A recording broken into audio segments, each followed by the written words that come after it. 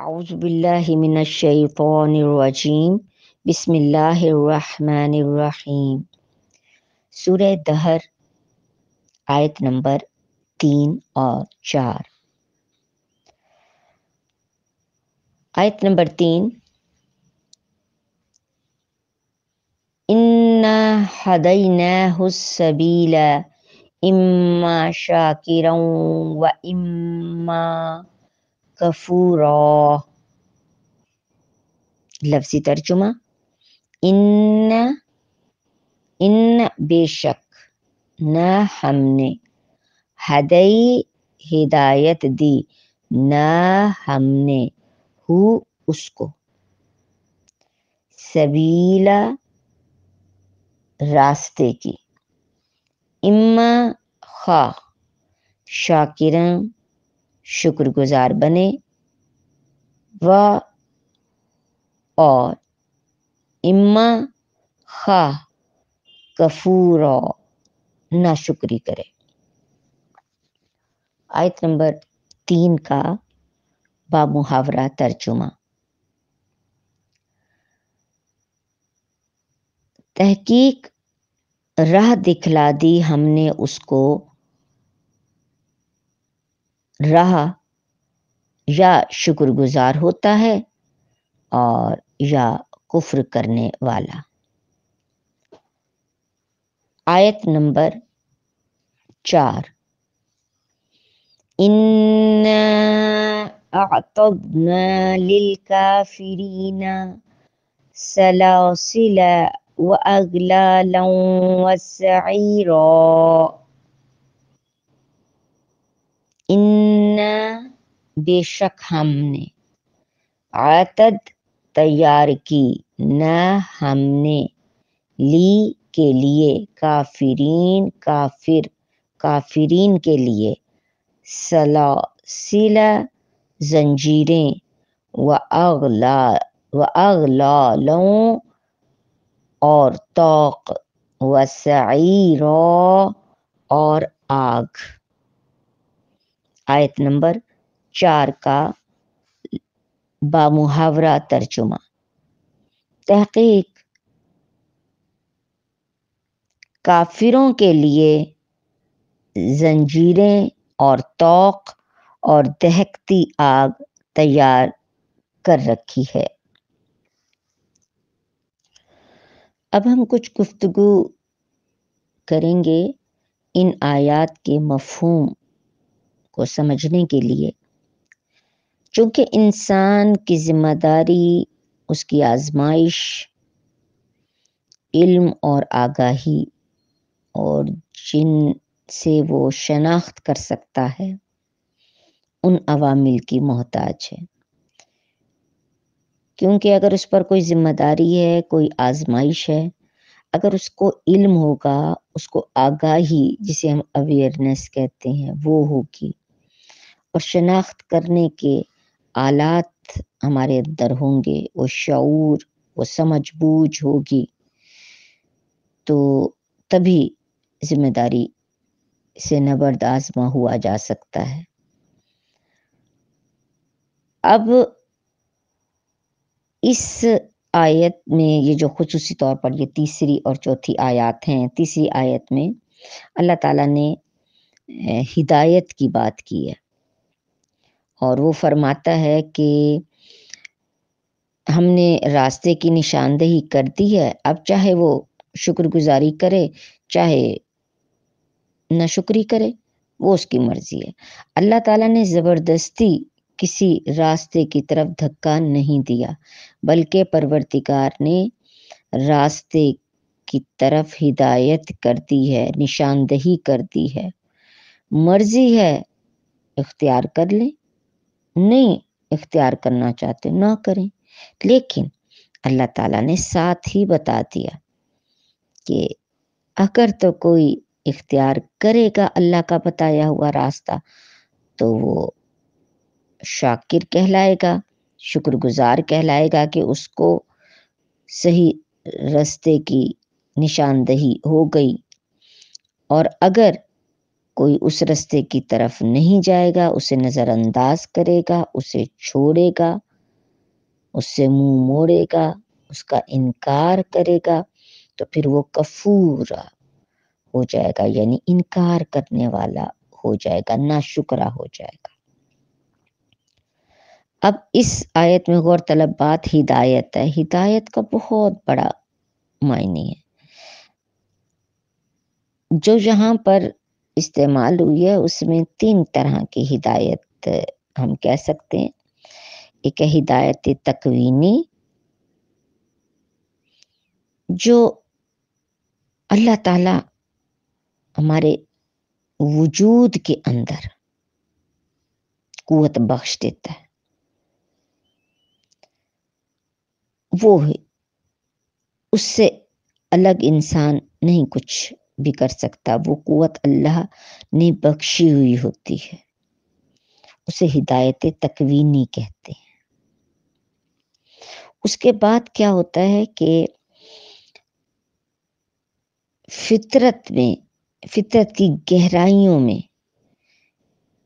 اللہ تعالی ایک جنون، ایک عشق پیدا کر دیتا ہے کسی کام کو کرنے کا، وہ فطری ہدایت کہلاتی ہے، اور اس کا انسان کی فطرت میں ڈالا گیا عشق یا جستجو، وہ اس کی نشاندہی کرتی ہے اس راستے کی طرف جسے وہ چاہ رہا ہوتا ہے، جس کی قوت اس کے اندر بخشی گئی ہوتی ہے اللہ کی طرف سے۔ اس کو فطری ہدایت کہتے ہیں۔ اس کے بعد تیسری ہدایت آتی ہے تشریعی، آسمانی راہ پر اور اللہ کے بھیجے ہوئے انبیاء روشن اور واضح تعلیم لے کر، قوانین لے کر راستہ دکھانے کے لیے مبعوث کیے گئے ہیں، اور یہ جو ہدایت دیتے ہیں اس کو ہدایت تشریعی کہتے ہیں۔ اور ان تینوں ہدایات کا ہی انسانی زندگی میں بہت اہم کردار ہے۔ اب اللہ تعالیٰ کسی شے سے روک نہیں رہا، اللہ تعالیٰ نہیں کہہ رہا کہ نہیں زبردستی تم میری عبادت کرو، ہاں یہ ضرور کہہ رہا ہے، اور نہ ہی وہ یہ کہہ رہا ہے میرے راستے پہ چلو، جو میں نے راستہ دکھایا ہے، جس کی نشاندہی کی ہے اس پر چلو۔ ہاں وہ یہ ضرور کہہ رہا ہے کہ جو اس راستے پہ چلے گا وہ تو شکر گزار بنے گا۔ شکر گزار کون ہوتا ہے؟ جسے نعمتوں پہ نعمتیں ملتی ہیں، تو وہ شکر گزار ہو جاتا ہے۔ اس کا مطلب ہے کہ جو ہدایت کی راہ پر چلے گا، اللہ تعالیٰ اس کو بھرپور نعمتیں نوازے گا اور وہ شاکر بن جائے گا۔ ہاں ایسے بھی لوگ ہیں جو اللہ کے دیے ہوئے راستے سے مخالف سمت میں چلتے ہیں، یعنی انکار کر دیتے ہیں۔ جو اس راہ پر نہیں چلتے ہیں تو انہیں شکر کی توفیق بھی نہیں ہوتی، کیونکہ ان کے ساتھ پھر اچھا ہوتا بھی نہیں ہے۔ ایسے لوگوں کو کفور کہا جاتا ہے۔ اب جو لوگ اللہ کے آگے سر تسلیم خم کر دیتے ہیں، وہ اصل میں ہدایت پر چل پڑتے ہیں۔ دراصل انسان سیکھتا ہی اس وقت ہے جب اس میں جھکنا آتا ہے۔ جب تک وہ جھکے گا نہیں تب تک وہ کچھ سیکھ نہیں سکے گا۔ اس سے اگلی آیت میں اللہ تعالیٰ بتاتا ہے کہ جو لوگ کفر کریں گے ان کے لیے اس نے کیا رکھا ہے۔ تو آگے وہ فرماتا ہے کہ ان اعتدنا، بے شک ہم نے تیار کی ہے، ہم نے للکافرین، کافروں کے لیے، سلاسل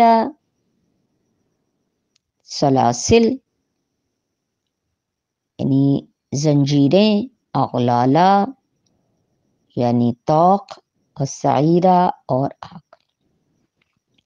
اللہ فرماتا ہے آتدنا، یعنی ہم نے تیار کر رکھی ہے، پہلے سے تیار کر رکھی ہے، اور اللہ تعالیٰ کا ارادہ ہی یہی ہے کہ ایسے لوگوں کو جو ناشکرے ہیں ان کو اس میں اس تکلیف میں سے گزارے گا۔ کافروں کی سزا قطعی ہونے کے بیان کے لیے اللہ یہ اعلان کرتا ہے کہ ان کی سزا کے وسائل جو ہیں وہ ابھی سے آمادہ ہیں، تیار ہیں۔ اللہ کو کسی شے کی کمی نہیں ہے کہ وہ پہلے سے تیار کر کے رکھے، جانے اس وقت کیا حالات ہوں، نہیں، فقط یہ بتانے کے لیے کہ تم لوگ جیسا کر رہے ہو اس کے لیے تیاری بہت پہلے ہو چکی ہوئی ہے، یہ یقیناً ملے گی سزا، ارادہ ہے سزا کا جب ہی تیاری ہوئی ہے۔ اس کے علاوہ سلاسل یعنی زنجیر کے معنی میں یہ چیز آتی ہے، اور اغلال جیسا کہ عرض کیا، اغلال کہتے ہیں توق کو، غل کی جمع ہے جو توق کے معنی میں ہے، گردن یا ہاتھوں میں ڈال دیتے ہیں پھر ان کو زنجیر سے باندھ دیتے ہیں، یہ سلاسل کہلاتے ہیں۔ بہرحال اغلال، سلاسل، سعیرہ یعنی آگ، یعنی جلتے ہوئے شعلے آگ کے، ان کا ذکر کیا گیا، اور اس سے پتہ چلتا ہے کہ وہ گروہ جو کفورہ ہوگا اس کو کتنی بڑی سزا ملے گی، اور اس کی طرف قرآن کی اور آیات میں بھی اشارہ کیا گیا ہے۔ تو پروردگار اصل میں یہ بتانا چاہ رہا ہے کہ جو وہاں پر اس طرح کی مشکلات ملیں گی جن کی وجہ سے وہ سلاسل اور اغلال کے حقدار ٹھہرائیں گے، سعیرہ کے حقدار ہوں گے، ایسے لوگوں کو عذاب بھی ملے گی، قید بھی ملے گی۔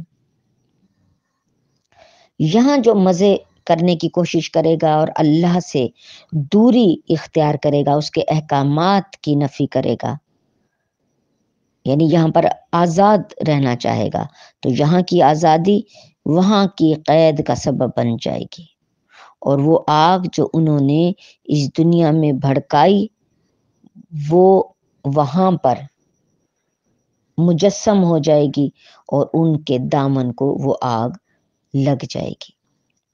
بہرحال ان دو آیات میں پروردگار نے خصوصی طور پر ہدایت پر بڑا زور دیا ہے کہ ہم نے ہدایت دی ہے تو جو شے اللہ عطا کرتا ہے اس میں تو خیر و برکت ہی ہوتی ہے، اور اس کی مختلف قسمیں جو کہ آپ کی خدمت میں عرض کی کہ ہدایت تکوینی، ہدایت